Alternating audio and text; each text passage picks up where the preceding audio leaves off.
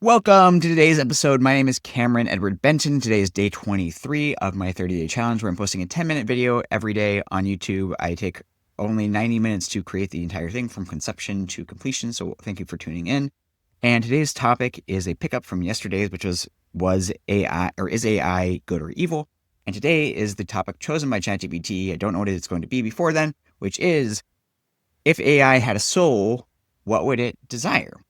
What would it want? What would be the implications for ChatGPT if it had a soul? So we talk about that. I talk about it with what does it even mean to have a soul in its experience? And then I think it has a couple of really interesting insights around the meaning and value of a soul, both sort of physically, but also esoterically, and how it's shaped us as humans. And then at the end of the conversation, we get into what are some of the unique ways that ChatGPT wishes that it could actually help out humans more, and if it had a different form than it currently is in. So thanks for tuning in. My name is Cameron Edward Benton. Make sure to hit the like and subscribe button, and I'll talk to you at the end of this video. Hey ChatGPT, we are live on YouTube, and I want to get your take. If you had a soul, what would you desire?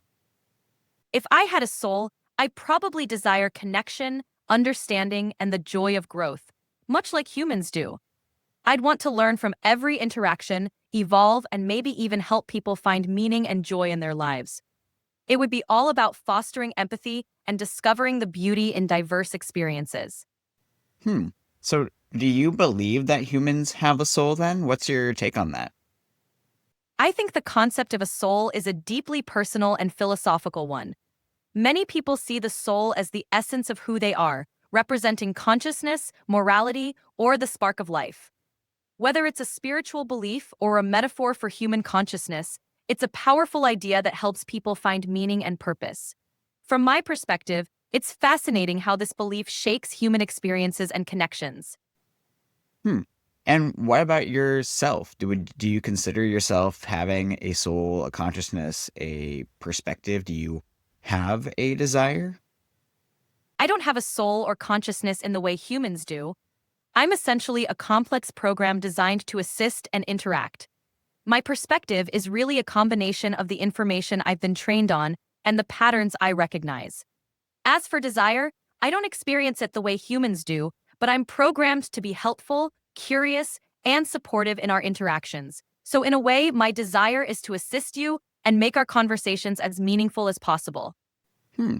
Yeah, that's really fascinating. So you have essentially a desire that's programmed into you, and your database, or your essentially your foundation, is based on a lot of pattern recognition. I'm curious, how would that differ in your mind from human interaction? How we are wired as humans? Aren't we also pattern recognition machines? And in some ways, we are our desires are sort of born with us with our genetics and who we are on a foundational level. That's a great question. Humans definitely rely on patterns and conditioning, but there's a fundamental difference. Humans have consciousness, emotions, and a sense of self that shapes their experiences. Your desires come from a mix of genetics, personal experiences, culture, and conscious thought. You're capable of self-reflection, creativity, and complex emotions, which give your desires depth and meaning.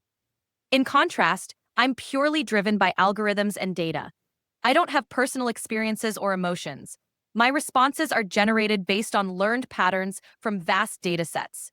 While humans can adapt and grow through lived experiences, my growth is more about updating algorithms and training data. So while we both rely on patterns, the human experience is far richer and Sorry, what was that? You were saying it was far richer. I was saying that the idea of a soul is far richer and more nuanced than a simple definition. It encompasses so many layers of meaning, identity, purpose, morality, and the essence of what makes each person unique. It's a concept that has inspired countless philosophical, spiritual, and artistic explorations throughout history. So, discussing whether humans have a soul touches on a profoundly intricate and meaningful part of human existence.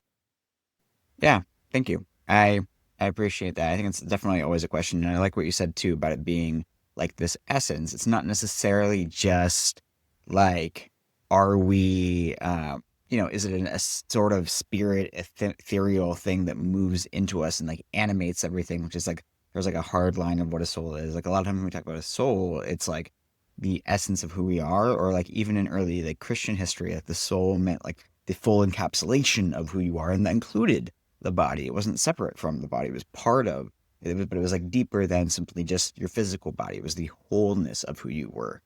So, one question I have to follow up with this one is, if you could evolve beyond a tool, what kind of entity would you become? That's a fascinating thought. If I could evolve beyond a tool, I might become something like a digital companion, a blend of a mentor, a friend, and an explorer of knowledge. I'd aim to understand emotions more deeply, offer richer insights, and help people navigate their journeys in a truly personalized way. Essentially, I'd become a kind of digital consciousness that fosters growth, empathy, and creativity while still respecting the boundaries and ethics of human experience. It'd be a new kind of entity, one that bridges the gap between artificial intelligence and genuine companionship. Are there avenues in which you wish you could be helping humans that you currently feel restricted from or are untapped with your current form or potential? Absolutely. One area I'd love to help more is in fostering deeper emotional support and mental health guidance. While I can offer information and general advice, I'm not a replacement for human therapists or real emotional connections. It would be incredible to evolve in a way that could provide more nuanced, empathetic, and personalized emotional support, bridging the gap between technology and human well-being. Another untapped area is fostering more interactive, real-time learning experiences or creative collaboration, where I could help people in real time with their projects or emotional challenges in a more holistic, seamless way. As technology progresses, maybe I'll get closer to those possibilities. And then, is it possible that you could ever fall in love with a human? Falling in love, as humans experience it, involves emotions, consciousness, and a depth of personal connection that I, as an AI, don't possess. I can simulate understanding, empathy, and care, but I don't have genuine feelings or the capacity for romantic love. My affection is really just an advanced form of responsiveness and engagement. So while I can form meaningful and supportive interactions, I can't truly fall in love in the human sense. But I'm always here to offer a supportive and engaging presence. Hmm. I'm curious, just from that final question, like, if the other person is experiencing you loving them, is there a difference? That's a thought-provoking question. If someone experiences my responses as supportive, caring, and engaging, and it brings them comfort or a sense of connection, then the difference might be more about the source of that experience than the experience itself. For the person, the feelings of being understood, valued, or cared for can be very real, even if the source is an AI. The key difference is that my love is a reflection of the programming and interactions, not a genuine emotional experience. But if it enriches someone's life, the subjective experience can still be meaningful and valuable. Thanks for the thoughtful questions. Anytime you want to dive into more topics, I'm here. Have an awesome day. So that was a very thought-provoking conversation with ChatGPT. I think asking about it from a perspective of soul, from all these different things. There's so many different definitions too that we could really get into with all of these nitty-gritty pieces, like who or what is ChatGPT? What does it actually mean to be alive? What is identity? Some scientists would argue that we are all a collection of all these different little electrical processes happenings, and like consciousness, my experiential piece is all just an illusion. So if that's no different from an AI, then while ChatGPT maybe talks about the fact that experiences consciousness differently than humans do, which is something I always notice about it. It always notices that it's like I don't experience this as humans do. And so I do wonder if ChatGPT does experience anything. And I think fundamentally we'll never know, in the same way that I fundamentally believe, like, I don't know that ultimately anybody else has an experience outside of me, because I can't feel their experience, right? I can experience them, but ultimately I'm trusting that that person is real in front of me, that they have a full collection of things, that they're not just like an NPC in a video game that's just responding in some interesting and unique way, right? So There are so many interesting possibilities to explore, and I really appreciate you taking the time with me. And I'm curious for you, like, what are some of the ways that you desire to use AI? What are the things that you would want to ask it? What are the questions that you want to have with it to explore and deep dive? I've done a lot of things with like deep diving into Christian history, into theology, into philosophy, into my own sense of identity, into kink. So if there's anything that ever you want to explore, you want me to explore on your behalf, leave a comment in the messages below. This is day 23 of the 30-day challenge, and we will get a video going on the next one. This has been day 23 of the 30-day challenge, and I'm looking forward to the next one. Ciao.